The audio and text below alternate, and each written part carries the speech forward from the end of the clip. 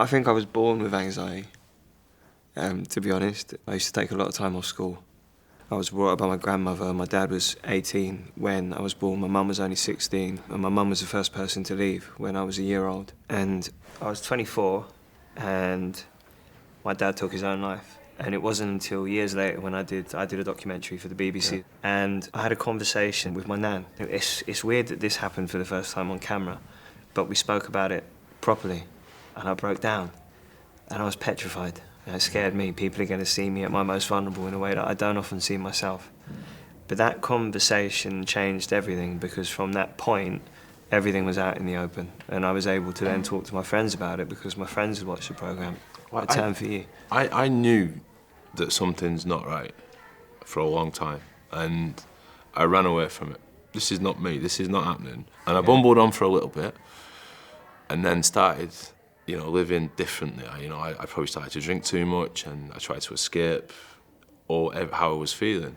And then I did this documentary like you did. I spoke to Ricky Hatton about this, and I spoke to Neil Lennon and Graham Dock, the snooker player. And I was listening to him, identifying, thinking, I've been through that. And actually, Ricky Hatton, you've gone through this.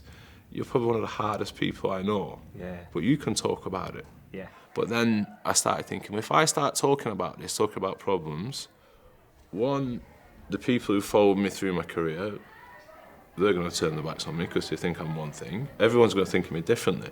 Did that happen? No. it was the complete opposite. Yeah. It was like people come up to me and say, like, wow. And then they'd start telling me how they feel. And then even I'd like mates who I'd never think about. We get in a conversation, and we never had them conversations. It's a different relationship. It becomes more honest, doesn't it? Yeah. But then sometimes, when you have that conversation with someone and you do engage with what you're talking about, and you do unload everything, and it's always, for me, it's never planned. It always just comes out at a random time. But the feeling of relief afterwards, it does feel like a weight's lifted, doesn't it? Yeah, but the hardest thing for me initially was talking. I'm not a big talker. Yeah. I don't talk about... I'm from Especially the north of when you're England. watching Dave. Exactly, I'm from the north of England. I'm from a working class family. We don't talk about our feelings. Yeah, it was no different from me growing up in a council estate in East London. Yeah. It's just not something you spoke about. To me, it seems a shame that it's taken us all of these years to be able to be open and to be vocal about things. And it's crazy what it opens up, doesn't it? And it just comes from being vocal.